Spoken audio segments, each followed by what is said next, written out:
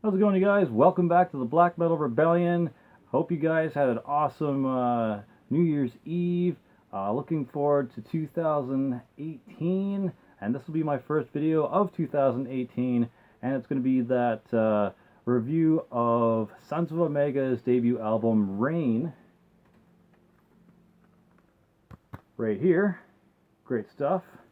Now, if you don't know who Sons of Omega are, they are a kind of epic, melodic, black and death metal band from Sweden, with members Anthropos on vocals, Tiamat Invictus on guitar and vocals, Mors on guitar, and Arctos on drums. Now, these guys are just a fantastic band that I was just shocked and blown away once I heard what they sounded like after getting it in the Metalhead box.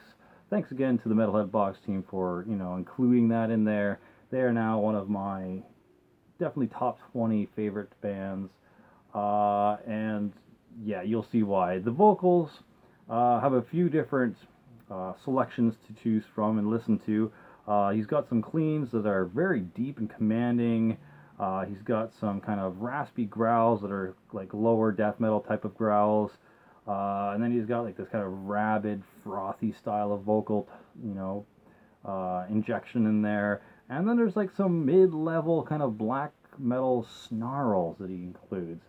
Now, some of the deep kind of clean, commanding vocals that he has kind of remind me of, like I said in a past video of Rotting Christ, which you can kind of see up there. But they also kind of remind me a bit of some of the stuff that Poison Black does, or some of like the more aggressive stuff that Him does.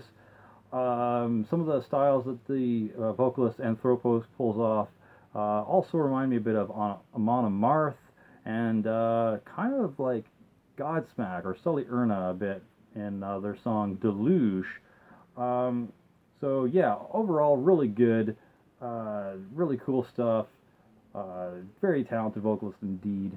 Now for the guitars had a very great, crisp, full tone.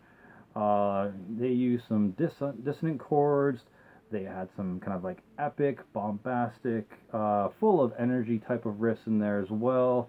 There's some staccato type chugs in there. Maybe sort of leaning towards the deathcore style of chugs, but it's not done in a deathcore breakdowny type of way. More just done in the death metal style. And the leads, the melodic leads and solo work this guy pulls off in a couple of these tracks is just phenomenal. Like it's not too up your ass and wankering technical. It's melodic and full of soul and emotion and just put in at the absolutely pinnacle of the right place in each song, and it was fantastic to hear. I love this guy's solo work and lead work. And then there's also some kind of melodic death metal riffs that also, once again, remind me a bit of Amon Amarth, maybe a little bit of Scar Symmetry in there. He definitely knows his way around the fretboard. Uh, levels and levels above my knowledge, that's for sure, on guitar. And they also have like this kind of like cool, groovy, crushing doom style to some of the riffage too. Kind of more prevalent or prevalent in their last track, track 11, which is Cthulhu. Now for the bass, it was a little lower in the mix, but it was still detectable if you're listening for it and trying to pick it out. It kind of gave a steady rumble to the whole album, helped out the drums, kind of accent certain parts, filled in the spots between certain guitar riffs. I'm aware I'm just kind of explaining what a bass does, but it did what it needed to do, I guess, needless to say. It could have benefited from being louder in the mix, I feel. I definitely would have loved to hear more of what was going on with the bass, and would like to feel like I'm not struggling to hear its individual performance. Now for the drums. The drums were very precise and articulate. They were a very strong driving force of this entire album. Great kick sound, great use of fills and cymbal work, And even when there wasn't much guitar riffs or anything else to bounce off of or work with, it still never felt awkward when left to its own devices. And he just kind of did his thing and filled in what he needed to do for that space and time while the vocalist was performing, and it was really good. He knows his way around the kit like the back of his hands clearly, and he's an extremely talented, creative drummer. My favorite tracks for this album, I'm gonna butcher this song, but it's track number 3, Quetzalcoatl, and this track was kind of the first one I heard, and really kind of stuck in my head and made me pay attention to what was going on. The first 2 tracks are actually good, like Pandora's good, and the second track's still good, but like Quetzalcoatl is the one that like maybe perk up my ears and go, whoa, what am I listening to? This is really good. And as well, this track 3, was the one that also made my wife perk up and go, what are you listening to? This kind of reminds me of this, and this band. Is it me, or am I hearing like a whole bunch of influences in here? And I was pretty much had to agree with her. There's a lot of influences, a lot of cool stuff going on in that song. Another good one was Malleus Maleficarum. Nothing really pops out in my mind about the track specifically that was really good, but the whole track just had a lot of really good riffs, a lot of good beats, good vocals. It was one of the stronger tracks on the album. Now, there are 2 better ones though, this being number 8, The Tempest. This one really punches you in the gut and just gives you that, like this is a really good, like taking a bite into a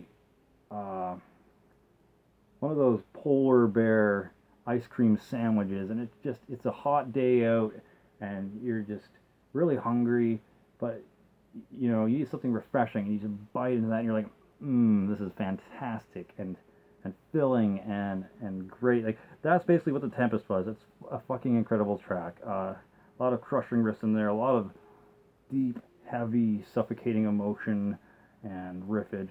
And then the last track I was waiting for, I had a feeling that the last track on this album, that being Cthulhu, would crush it, and I definitely was not disappointed. This fucking song is so good. I'm glad there was a little break in between The Tempest being number 8 and this one being number 11, because it allowed you to go like peak level of like musicianship and just good, like tasteful songwriting to just kind of level off a bit and then come right back up to the peak and end the album with like a really, really great song filled with excellent riffs and atmosphere and mood. But yeah, Cthulhu is great. Just that whole chant, Cthulhu, yeah, yeah, Cthulhu, yeah, yeah, Cthulhu, Vertagen, oh, like the way they do it, so good.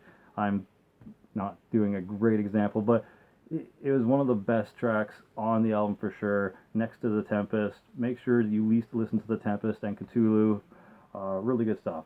Anywho, my overall thoughts on this album was that I can, once again, hear so many different bands and influences in this record, and it sounds phenomenal. It's kind of the perfect blending of each genre that inhabits this record. Another amazingly refreshing breath of clean air amongst the sea of like tons of black and death metal bands out there. It has a great sense of adventure and wonder about it, thick with great vibes and atmosphere, and it really gets your adrenaline pumping. I would love to see this band maybe do a split or a tour with Revenge Prevails. Would be great, and they would complement each other very well. Now, this album for me is probably either a strong 9.5 or 10 out of 10. And I've got a section on here in my outline for improvements or weaknesses. Now, I don't really think these guys could improve too much. Like, this is great stuff. But if I really had to sit down and think of what could possibly make this like a 10 out of 10 or an 11 out of 10, I thought of a few things. Maybe perhaps some more black metal elements, or kind of longer black metal sections within certain songs where they choose to use more black metal stuff. Just maybe make it longer and more obvious black metal. I don't know. But yeah, that could be an idea. They wanted to take that into consideration. Maybe some more dual vocals, like when he does his like deep kind of cleans. Also include some of those like black metal snarls underneath it, so they're both going at the same time. Might make it sound more interesting. And speaking of the vocals, maybe take the vocal range the next step up, like maybe wider. Maybe instead of just kind of doing mid-level black metal snarls, do like black metal shrieks, just get higher and more raspy and eviler sounding with the black metal style of vocals that they use. Or maybe like the other end, like where he does his like low raspy death metal vocals. Maybe just like get even gurglier and more like toilet bowl gutturals in there.